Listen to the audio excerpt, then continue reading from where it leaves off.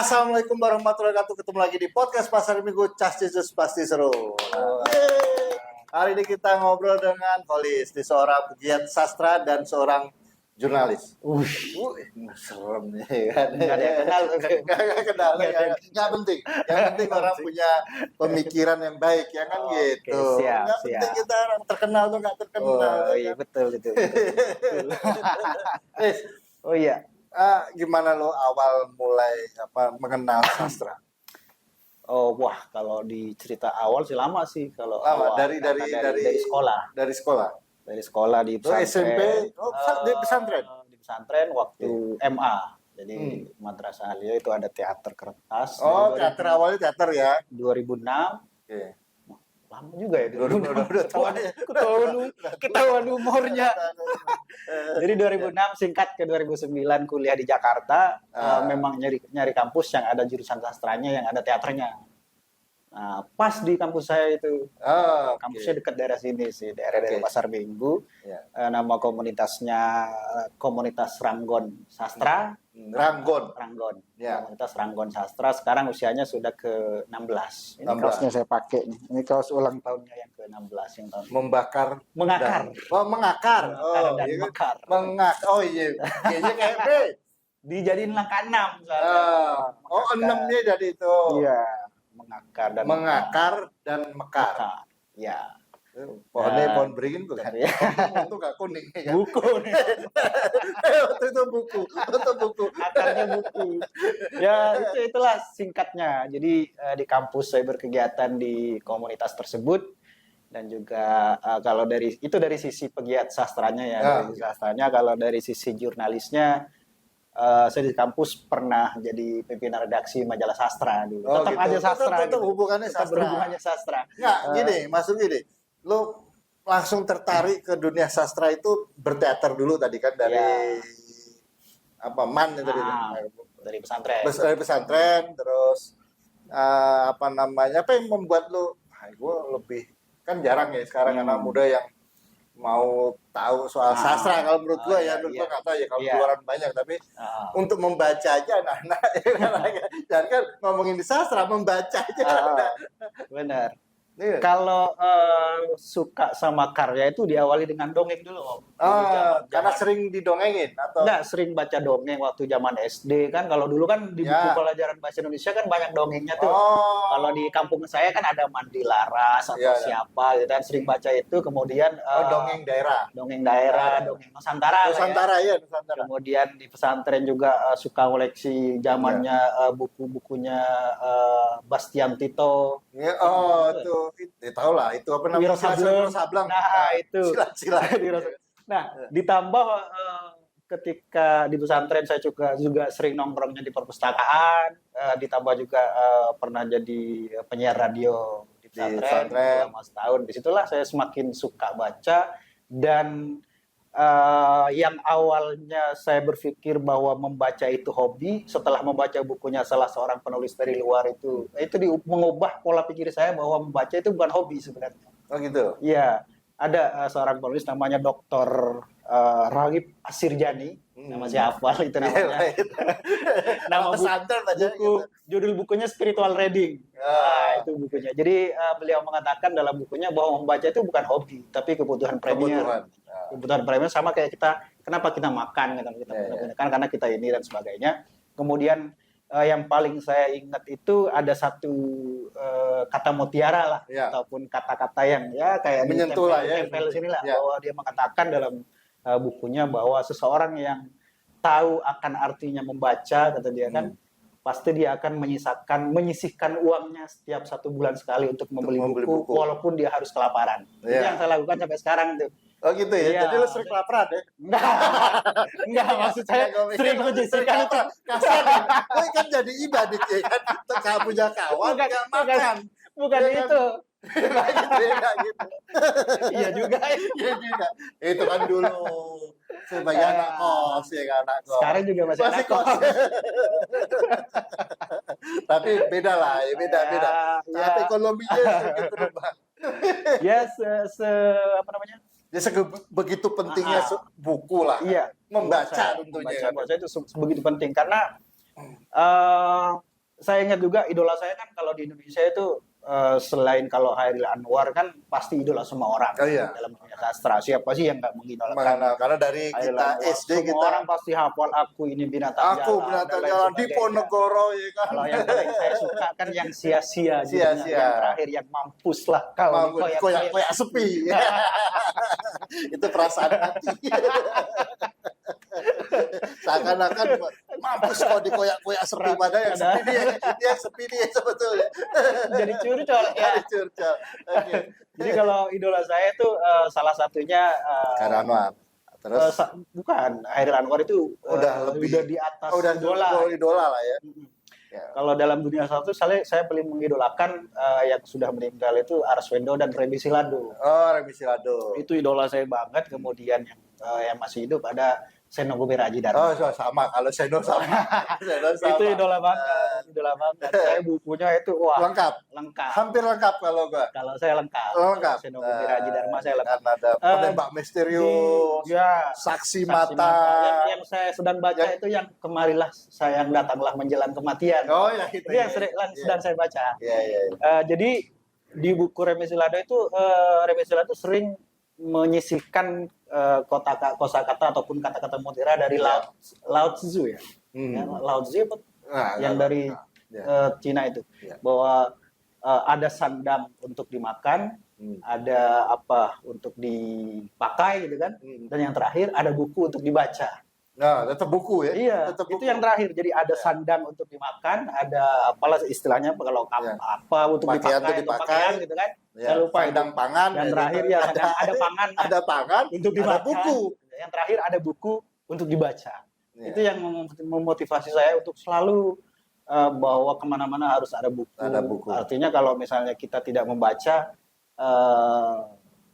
kita akan Kosong lah, merasa kosong dalam hal kosakata ya. Iya, iya.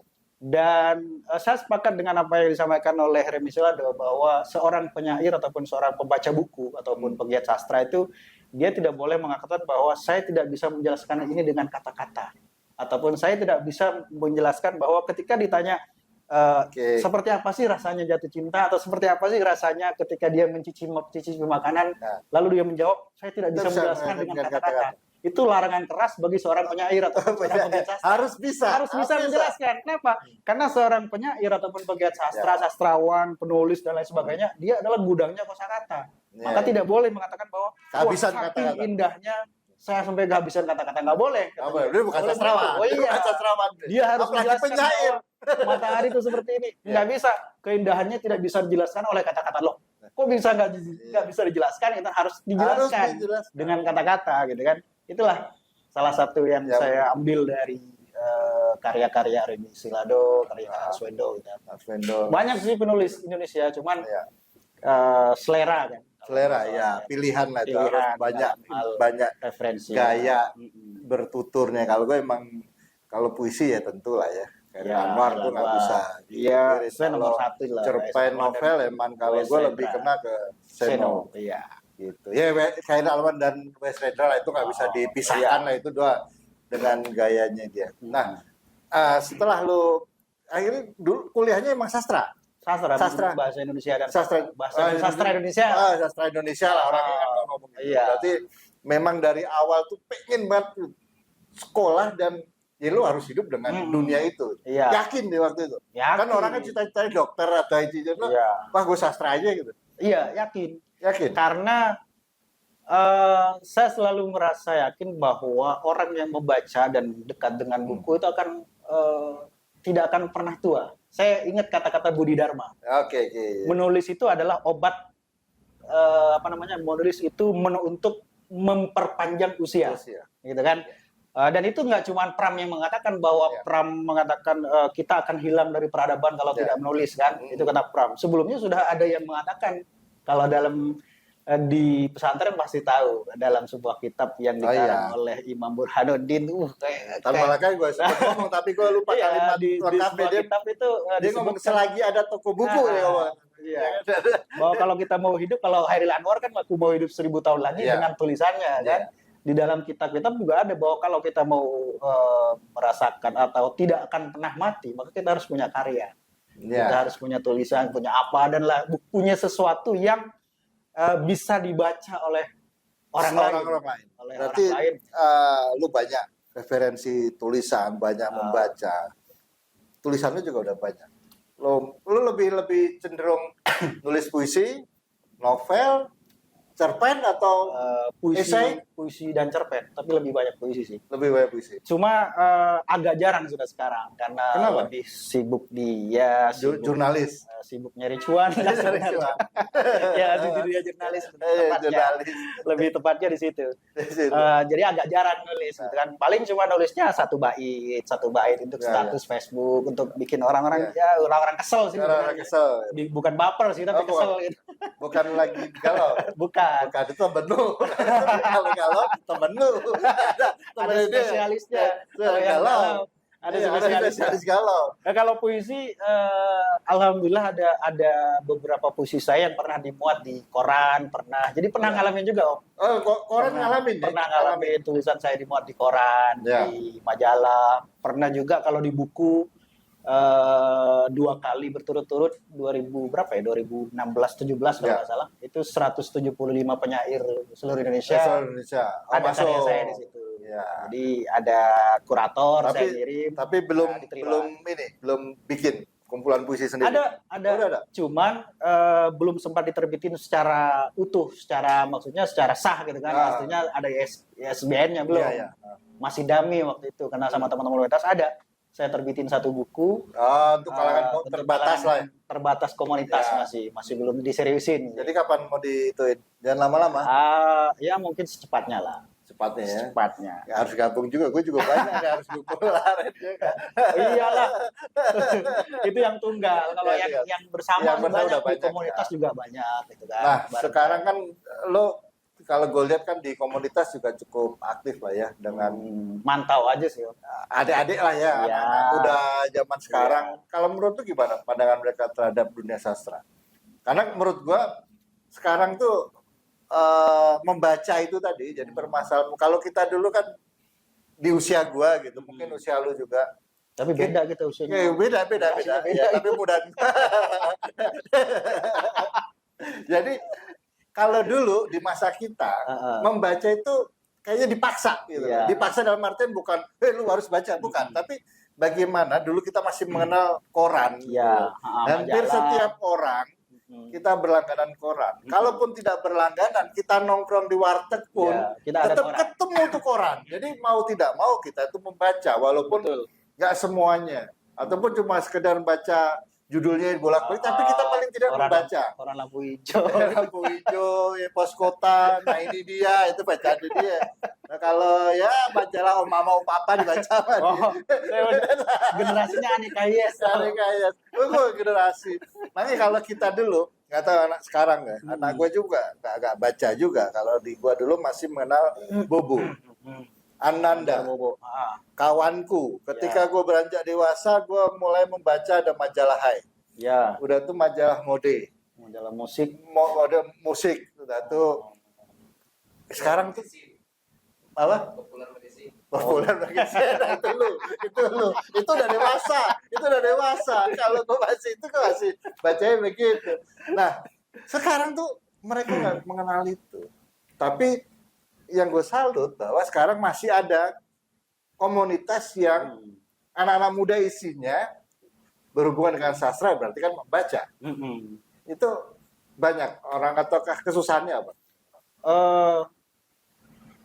Kalau misalnya kesusahan pasti ada, kesulitan lah. Kesulitannya Kesulitan pasti ada, mungkin karena mereka susah udah biasa lah. Yang pertama mungkin karena mereka tidak terlalu mengenal siapa tokoh ini, siapa tokoh sastra. Terus periodisasi sastra di Indonesia itu seperti apa. Kalau misalnya ditanya ke teman-teman sekarang yang walaupun dia, mohon maaf ya, walaupun dia jurusan sastra, mungkin tidak semua mahasiswa sastra tahu bahwa di Indonesia itu pernah ada yang namanya pengadilan puisi, gitu kan? Sekitar tahun 88 di UI gitu, di Balairo. Itu saya punya bukunya. Saya punya bukunya, kesimpulan dari semua itu bahwa pernah terjadi peristiwa besar dalam dunia sastra di Indonesia yang disebut dengan pengadilan puisi. Itu mungkin teman-teman kalau tidak mencari informasi dari buku dan mungkin akan kalau ketemu. sekarang ada internet nggak akan tahu gitu kan. Iya. Mungkin cuma tahu bahwa tahun ini angkatan Ada, ini, iya. tahun 45 katanya siapa, terus tahun ini akan, terus tahun 65 itu mungkin tidak akan pernah tahu bahwa siapa yang dari Jogja tuh Muhyiddin M. Dahlan pernah menulis buku ini yang saya sampai sekarang masih saya baca itu buku yang judulnya Aku Mendakwa Hamka Plagiat. Mungkin teman-teman tidak akan tahu bahwa ada satu novel yang mungkin kalau sekarang karena lagi rame lagu dianggap plagiat. Kalau saya lebih ke literasinya. Bahwa dalam dunia sastra itu ada salah satu teori yang namanya intertekstual atau sastra banding gitu kan. Seperti puisi Hairil Anwar. Hairil Anwar kan pernah juga. Hamzah gitu kan. Atau kalau dulu di Indonesia pernah terjadi peristiwa yang misalnya novel Buya Hamka tenggelamnya kapal Van der Wijk dengan novel Mustafa Al-Mamfaluti dari Mesir yang Magdalena misalnya kan. Itu mungkin kalau teman-teman sekarang ataupun generasi sekarang sudah jarang yang mengulik itu ya. Bahas, gitu kan. Karena kan dunianya sekarang semakin mudah, walaupun semakin mudah gitu kan mencari sesuatu, tapi untuk mencari hal-hal yang berkaitan dengan apa yang ada di kegiatan atau di komunitas tersebut kayaknya agak kurang gitu. Itulah yang menjadi salah satu menjadi kesulitannya gitu kan. Itu yang pertama. Terus yang kedua, minat baca generasi sekarang itu sepakat bahwa beda. Apalagi sekarang sudah ada tab, ada tablet, obat dan lain sebagainya. Mungkin begini, jadi menurut gue gini, kalau anak sekarang, mungkin akhirnya orang tua juga ngikut. Dia cukup mengetahui judul. Nah, ini nggak penting isinya. Yang penting tahu kejadian itu, tahu kejadian. Mungkin dia akan pelopor sastra, penulis, mungkin dia tahu, tapi tahu quote-quote-nya atau kalimat-kalimat yang bijak lah, kalimat bijaknya. Tapi secara keseluruhan siapa dia nggak penting. Yang penting gue tahu si ini nih, ini dari ini. Jadi kalau menurut gue memang sekarang perilaku yang berubah, perilaku orang yang berubah. Karena ya mama kita kalau nonton seharian, dia gue diajarin dia juga bisa dapat Twitter nonton TikTok katanya. Jadi itu tadi TikTok itu kan berarti cuma second. Iya. Penting nggak penting? Ya kadang penting juga, dapat infonya kan cepet. TikTok, jadi makanya gue ngomong tadi bahwa kata bijak, itu kan dari situ kan dia tahu si A si B filsuf ini, tahu kalimat bijak tahu, tapi secara keseluruhan, secara lengkap dia tidak tahu. Kan, gitu. Jadi ngakalin itu gimana anak-anak muda sekarang ini yang tadi kan ada kesulitan bahwa dia tidak tahu, akhirnya dari nol benar loh. Kalau masih anak-anak ya bisa dipelan-pelan, kalau misalnya bisa dilatih. Jadi rata-rata kan anak SMA lah ya, anak SMA ya. Bisa dilatih bahwa dunia baca harus disodorin. Kalau yang udah gede harus dipaksa, Om. Harus dipaksa, apalagi yang sudah mahasiswa. Jadi kan saya di komunitas sebenarnya nggak terlalu aktif, cuman mantau aja. Kemudian setiap regenerasi saya selalu dikasih bagian untuk berbagi sharing. Mengenai caranya bikin judul tulisan itu kayak apa, bikin peristiwa, istilahnya teman-teman biar bisa nulis lah, gitu kan? Nulis yang benar kan. Kemudian saya harus maksa mereka itu harus, anak-anak sekarang kalau misalnya di komunitas itu harus dipaksa untuk membaca. Kamu harus baca novel ini, baca buku karya ini. Dan harus sampai paham minimal 1 bulan lah 1 novel lah kalau misalnya Kak Kot 1 minggu kan 1 minggu. Kalau yang udah biasa kan kadang 1 hari bisa 1 novel kan bahkan 1 jam kalau cuma novelnya 100 halaman selesai. Gitu. Itu kalau udah terbiasa. Tapi kalau anak-anak sekarang sudah agak jarang sih memang harus dipaksa, itu yang pertama. Kenapa? Karena kalau tidak dipaksa untuk membaca, maka tidak akan bisa menulis. Betul, nggak ada referensi. Teori saya itu Prof. Kunto Wijoyo yang menulis mantra pencinakular itu.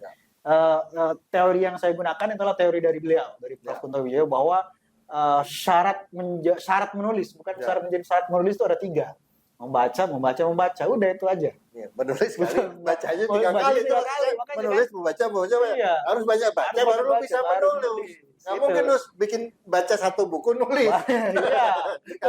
Jadi itu yang saya pakai. Jadi ya bisa nulis, tapi takutnya nggak bermakna kan. Betul, itu. Nah, tadi komunitas tadi memang khusus anak SMA atau kuliah atau siapapun yang kuliah. Karena Lahir di kampus lahir tadi. di kampus dan bernaung di Oke. bawah kampus. Itu masih terus sampai 16 Masih, tahun tadi. jadi ya tahun ini sudah 16 tahun. 16 tahun. 16 tahun dan mereka lagi giat latihan untuk mempersiapkan di festival-festival teater di Jakarta gitu kan. Kan mereka sering manggung juga Ya. kemarin kalau tidak salah beberapa kali manggung di TV jadi pengiring. Ya. Tapi ngiringinnya bukan lagu, Ya. tapi musikalisasi puisi. Oh, musikalisasi puisi. Berarti lu harus baca puisi. Saya nggak pandai baca puisi Nggak pandai sebenarnya. baca puisi. Pandainya merasakan. Ya kan, merasakan kegalauan tadi akhirnya jadi bait-bait puisi, lembaran-lembaran puisi. Nah, sekarang kan teknologi kan apa namanya sebetulnya kan mempermudah. Iya, Kalau dulu nggak tahu deh. Zaman gua dulu masih toko buku aja sekarang ya sudah banyak yang tutup. Iya. Kalau dulu hampir setiap gang itu ada penyewaan komik. Ada, lu Iya. ngalamin nggak? Ngalamin. Ngalamin, komik itu Masih sewain. Petro Gareng, Bang ngalamin terus saya yang literasi. ada itu macam-macam disewain buku.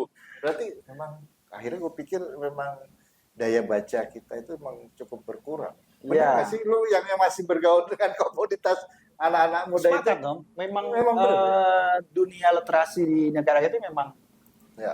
kurang dan Ya. sangat-sangat di bawah Oke. negara-negara lain. Walaupun buku udah jadi digital, menurut gue Betul. masih sama aja masih. Betul.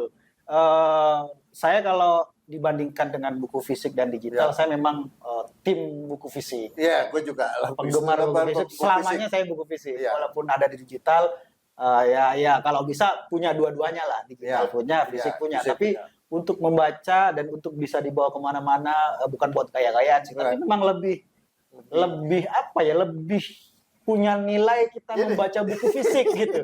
mungkin gue di rumah tuh buku banyak banget, bahkan banyak gue beli belum gue baca. Itu penyakit Om. Tapi gue suka ketika itu susunan buku tuh ada, walaupun gue Nggak judulnya baca. gue ambil, udah taruh besok walaupun nggak gue baca bertahun-tahun gitu. Iya, Banyak itu- buku gue yang belum dibaca. Ada, saya juga sama beberapa buku belum dibaca. Gue Itu beli 4, ada- gue baca 1. Ya itu dalam ilmu buku itu ada penyakitnya itu. dalam penyakit. Dari Jepang nama Ya. penyakitnya Sundoku namanya. Sudoku. Iya, itu Apalagi benar. apa-apa aja deh. Oh. Emang medsos kurang aja. TikTok kan begitu, jual Iya. buku sih, jual buku Iya. sih. B. Murah-murah. Murah-murah. Itu penyakit ya. Gue Iya. nggak ngerti gue. Gue ngeliat buku ini kadang-kadang gue masukin keranjang karena itu tadi gue pengen punya Yang baca fisiknya. sedikit aja udah simpen gitu. Kapan gue ini ya gue baca. Walaupun cara membaca udah beda. Kalau dulu beli kita habisin gitu. Iya, Sekarang tuh betul. emang beli buku Sesempatnya taruh, aja. iya sempat aja kan gitu kita. Kalau sekarang Dari 4 kita baca paling satu pun juga akan selesai. betul. Betul. Makanya kalau Selesai. sekarang udah sesempatnya. Dulu Sesempatnya aja. saya punya pengalaman Nah. 2000 berapa ya? Pokoknya sudah lulus kuliah lah. Ya. Kalau saya nyebutin tahun ntar ketahuan tahunnya. Kalau udah lulus kuliah ada senior saya beli novelnya Arswendo yang Ya.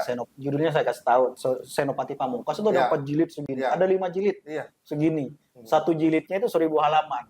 Dia beli dan sayalah yang menjadi Yang baca dulu. pembaca pertama daripada yang punya buku. Buku. Jadi setiap minggu saya ambil satu Satu. buku 1 bulan, kan? Ya. Nggak nyampe 1 bulan. Pokoknya hampir 3 sampai 4 bulan, 5 Selesai jilid itu. itu sudah saya selesaiin Selesai. itu waktu itu. Iya. Yang Dia nggak pernah baca. nggak pernah baca yang punya buku. Jadi saya yang buka Iya. bungkusnya. Karena memang kalau kayak gue gitu kayak apa namanya Wiro Sableng gue tahu tapi gue nggak baca. Gue nggak suka. Gue nggak suka yang begitu-begitu gitu loh. Gue tahu gitu. Makanya kalau gue tahu tapi gue nggak baca. Baca ya paling gak lengkap lah. Kalau orang kan ngikutin ya sampai Ya. sekian jilid. Kalau Ada. paling 1-2 Di jilid. kosan ada satu kardus. Itu kan sebesar lu baca. 100. Kalau gue emang nggak suka. Tapi belum semua. Kalau gue Ada juga 100 gue tahu seri tapi gue serial. nggak terlalu suka membaca komik yang begitu. Gue tuh nggak terlalu ini. Jadi apa namanya ya itulah dunia digital itu memang menurut gue nggak tahu kita ngomong rusak atau nggak rusak tapi ya kenyataannya kan begini. Ya, begitulah. Begitulah akhirnya kan begitulah gitu. Tapi kan gue juga sempat baca kapan itu kayak orang ngetik di laptop, di komputer dengan di mesin ketik. di Amerika lagi rame lagi orang nyari mesin ketik. Bener nggak? Gue sempat baca tuh kemarin selintas. Gue nggak baca itunya. Jadi memang ada kenikmatan dengan betul. membaca buku fisik dan buku dengan digital. digital tuh ya. Iya. Sama yang ngetik itu ada nadanya, buang kertas ya kan. Ada seni tersendiri. Ada rasa dalam ini. Nah, apa namanya sekarang kan lo melihat bahwa dunia ini sudah mulai berubah. Komunitas teman-teman di kampus lo, adik-adik kelas lah ya, adik-adik angkatan itu juga masih sebagian aktif di komunitas sastra. Jadi kalau menurut lo ke depannya ini dunia sastra juga, kalau menurut lo ini pandangan lo di komunitas saja, bukan ngamatin yang gitu. Kalau di komunitas selama ada regenerasi maka tetap masih berjalan. tetap jalan. Selama ada regenerasi. Iya, karena udah 16 tahun. Walaupun banyak hal yang sudah hilang, misalnya kan. Salah satunya majalah udah hilang. Nah, itu salah satu contoh tuh. Walaupun saya kan pernah jadi pemreknya dulu selama 2 tahun kan. Ada majalah dinding, Enggak, bukan majalah dinding itu. Iya benar ya. Majalah fisik. Benar-benar majalah gitu kan, benar-benar dicetak dan pure majalah gitu kan. Apa namanya, sekarang udah nggak ada kan. Tapi teman-teman mulai bikin lagi fisik, karya fisik walaupun ya kadarnya, ala kadarnya lah. Pamflet lah ya, pamflet. Seperti pamflet ya, seperti buku-buku di dulu zaman-zaman khotbah Jumatan. Iya, kecil gitu.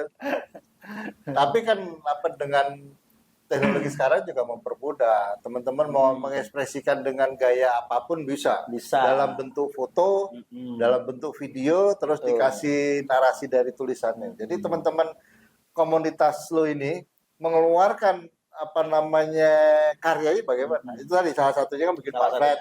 Terus ya mereka dengan medsos masing-masing. Iya, betul. Mereka ada juga yang bikin dokumenter. Kalau puisi multimedia itu sebenarnya sudah ada dari tahun 2015 itu sebenarnya sudah ada. Ada. Orang ada dari Depok, Asri Salnor kalau nggak salah, orang Riau yang rumahnya di Depok. Dia pernah bikin pentas multimedia. Maksudnya dia baca puisi diiringin dengan visual dengan suara dan lain sebagainya. Yang mereka menyebutnya pentas multimedia lah. Multimedia. Dan itu menjadi salah satu, buat saya itu menjadi salah satu acuan lah, menjadi salah satu referensi bagaimana sekarang teman-teman selain bisa mengekspresikan dalam tulisan, bisa juga dengan multimedia tadi. Bikin video, atau kalau jam 2, 3 tahun, 4 tahun, 5 tahun yang lalu lah. 5 tahun yang lalu itu ada salah satu akun di Instagram namanya, kalau sekarang nggak tahu kemana, namanya Melodi Puisi. Jadi mereka cuman kayak zaman-zaman radio zaman dulu gitu. Ada suaranya, VO dan musik.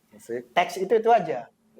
Itu salah satu bentuk dari ekspresi agar apa namanya literasi atau sastra itu tidak hilang, gitu kan. Salah satunya. Kalau di komunitas saya yakin lah selama masih ada regenerasi, masih ada. Selagi masih ada toko buku, kata gue lupa lepat panjang gitu. Tapi gue juga salah satu orang yang apa namanya memberanikan diri lah ya, nulis itu di medsos, bahkan membaca gitu kan. Ya nekat aja lah, karena menurut gue itu ya itulah mau kemana lagi ya kan, mengekspresikan tulisan atau benar atau baik atau tidak, tapi paling tidak media sekarang menyediakan kita untuk berekspresi yang positif tentunya kan gitu. Walaupun isinya gombalan semua. Yang suka gombal nanti dia. Kayak suhunya gombal dulu. Ya kan, gombal dulu. Suhunya nggak datang. Nah, sekarang kan lo ngeliat kenyataannya begitu. Terus apa? Ada nggak? Ini terakhir gue nanya lo. Tips untuk teman-teman yang pengen apa namanya mulai belajar menulis, mau mengenal sastra itu lebih bagus kemana dulu? Kalau menurut pengalaman lo tuh? Yang pertama harus kenal komunitas dan bergabung di komunitas. Karena kalau sendirian itu agak-agak susah. Itu yang pertama. Kemudian yang kedua, kembali ke teori Prof. Kunto Wijoyo tadi. Kita harus berteman dengan buku, kita harus membaca buku yang banyak untuk dijadikan referensi. Karena semakin banyak kita membaca buku, semakin banyak kosakata yang kita punya. Itu harus dekat dengan penerbit. Kemudian apa lagi ya? Udah kayaknya itu. Kayak itu. Nah, kalau untuk yang anak-anak muda yang lagi pengen mengenal sastra, menurut lu bacaan buku apa yang tepat? Kalau yang sebenarnya kalau Bebas lah ya. bukan yang tepat sih Om. Apa? Menurut selera mereka. Apalagi Ya. sekarang kan sudah banyak tenlit segala macam. Bener sih bacanya. Iya. Lidahnya lidah Lidah. kampung. Nah, banyak Pokoknya penulis muda juga sih. Penulis muda, novel Ya. remaja Ya. yang awalnya berasal dari curhatan tiba-tiba Jadi buku. itu bergantung selera. Cuma Ya. kalau dari dulu kalau selera saya memang ya Seno. Iya yang sono lah. Kesini gue juga gak baca tuh. Walaupun gue mau nyebutin gak kesebut gue. Itu aja kalau Penulis saya sekarang tuh seleranya gue sih. banyak ketemu di toko buku. Si itu. Tapi gue tahu baca judulnya ya ini anak gaya anak sekarang. Tapi gue membaca itu.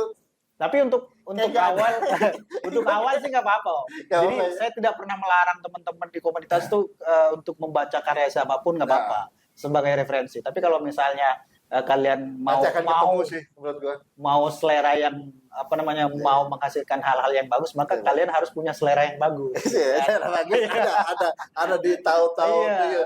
Sastrawan itu yang tahun-tahun itu luar biasa. Iya. Kosakatanya. Ya gitulah semuanya. Sukses lah. Siap. Yes, dengan komunitasnya semoga terus berkarya. Siap. Sebagai penggiat sastra. Pegiat. Pegiat sastra. Ada pegiat. Pegiat di pegiatnya dan jurnalis. Sukses ya. Siap, Om. Makasih. Thank you.